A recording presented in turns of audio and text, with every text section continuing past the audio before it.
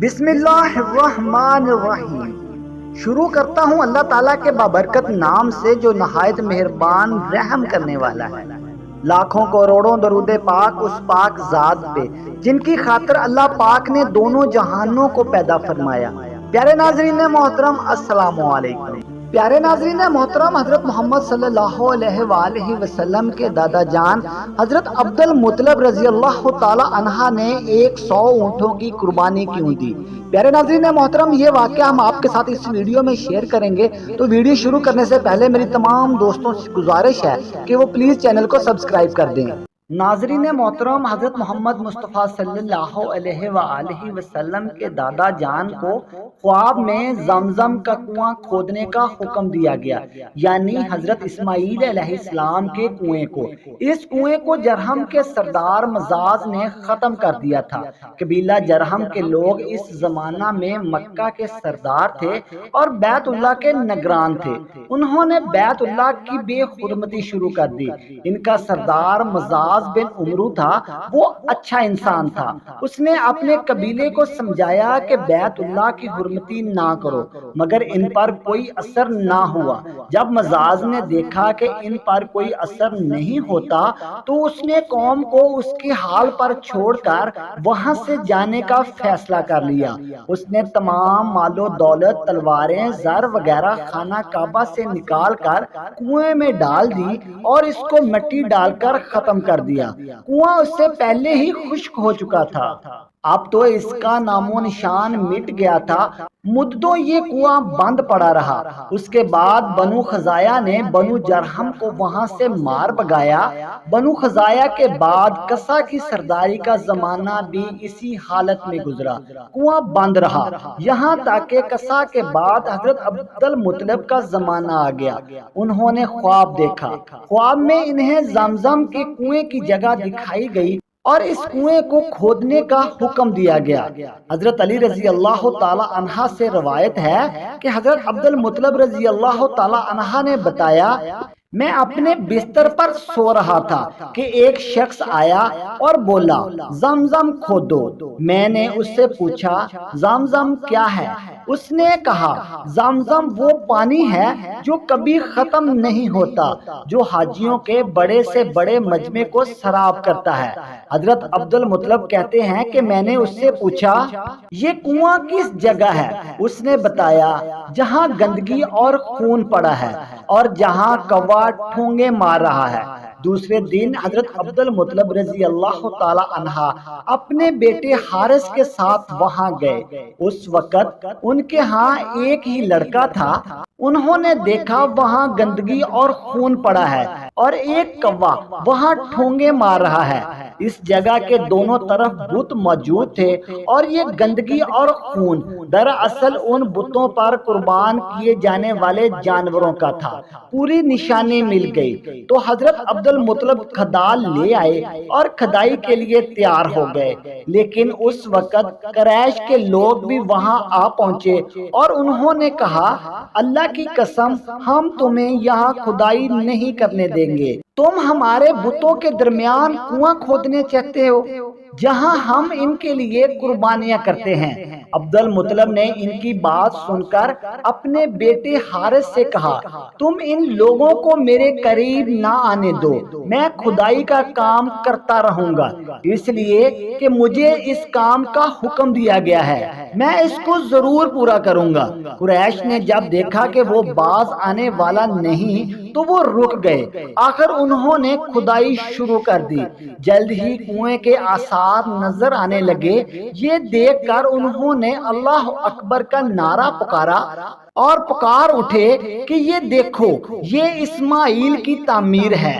جب قریش نے یہ دیکھا کہ انہوں نے کنواں تلاش کر لیا ہے تو ان کے پاس آ گئے اور کہنے لگے، اے عبد المطلب، اللہ کی قسم یہ ہمارے باپ اسماعیل علیہ السلام کا کنواں ہے، اس پر ہمارا بھی حق ہے، اس لیے ہم اس میں شریک ہوں گے۔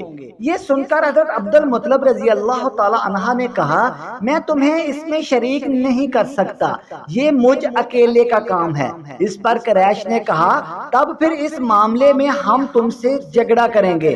عبد المطلب بولے، کسی سے فیصلہ کروا لو۔ انہوں نے بنو سعد بن حزیم کی کہنا سے فیصلہ کرانا منظور کیا۔ یہ کہنا ملک شام کے بلائی علاقے میں رہتی تھی۔ آخر حضرت عبد المطلب اور دوسرے قریش اس کی طرف روانہ ہوئے۔ عبد المطلب کے ساتھ عبد مناف کے لوگوں کی ایک جماعت تھی، جبکہ دیگر قبائل قریش کی بھی ایک جماعت ساتھ تھی۔ اس زمانہ میں ملک حجاز اور شام کے درمیان ایک بیابان میدان تھا، وہاں کہیں پانی نہ تھا۔ اس میدان میں ان کا پانی ختم ہو گیا، یہ سب لوگ پیاس سے بے حال ہو گئے، یہاں تک کہ انہیں اپنی موت کا یقین ہو گیا۔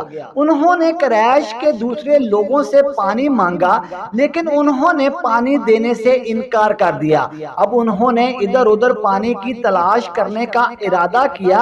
ان کی سواری اٹھی، ان کے پاؤں کے نیچے سے پانی کا چشمہ ابل پڑا۔ انہوں نے پانی کو دیکھ کر اللہ اکبر کا نعرہ لگایا۔ پھر حضرت عبد المطلب سواری سے اترے اور خوب سیر ہو کر پانی پیا اور اپنے مشکیزے بھر لیے۔ اب انہوں نے قریش کی دوسری جماعت سے کہا، آؤ تم بھی سیر ہو کر پانی پی لو۔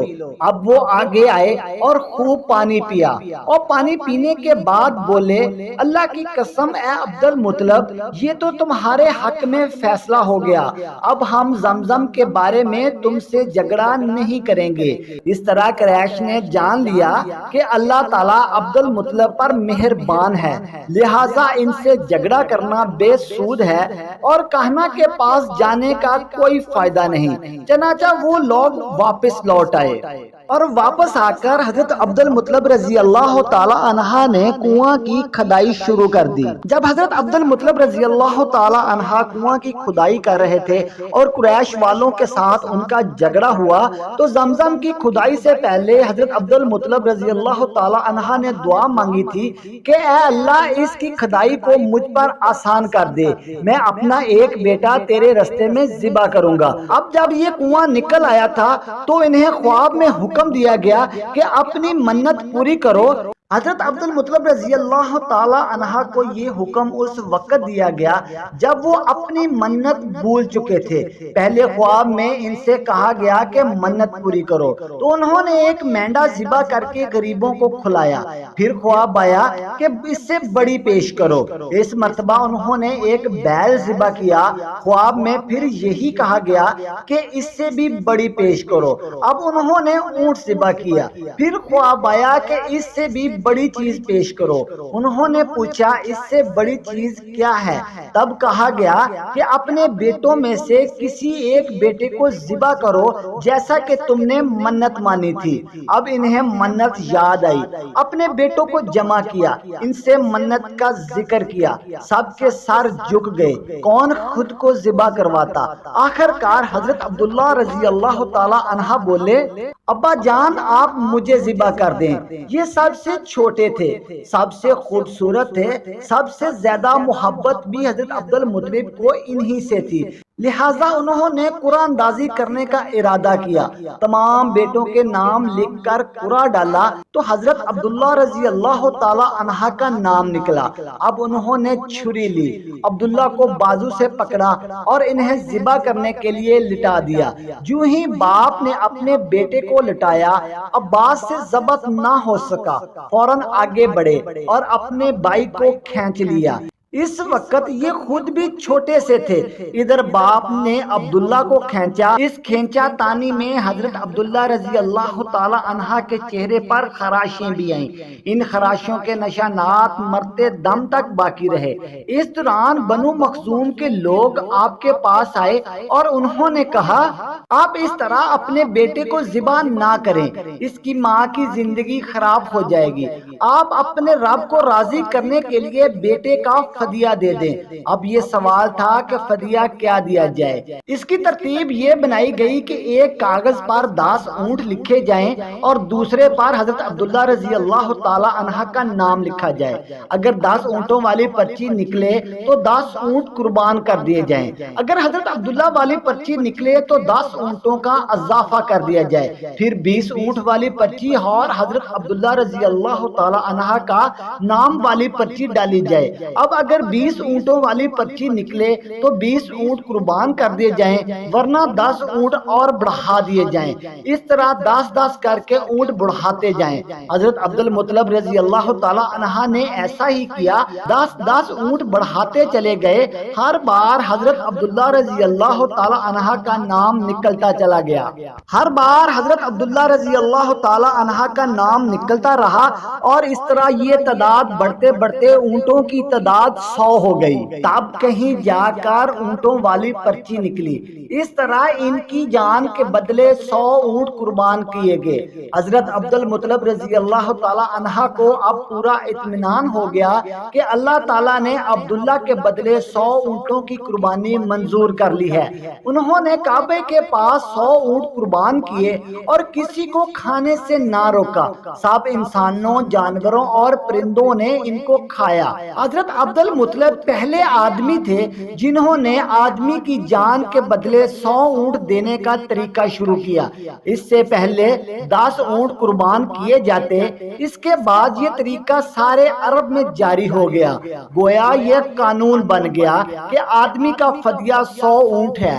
حضرت محمد صلی اللہ علیہ وآلہ وسلم کے سامنے جب اس کا ذکر کیا گیا تو آپ نے اس فدیے کی تصدیق فرمائی، یعنی فرمایا کہ یہ درست ہے۔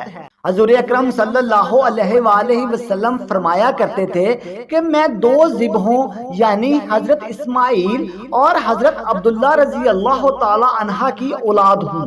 ناظرین محترم، اس طرح کی واقعات کی ویڈیو دیکھنے کے لیے ہمارے چینل کو سبسکرائب کر لیں۔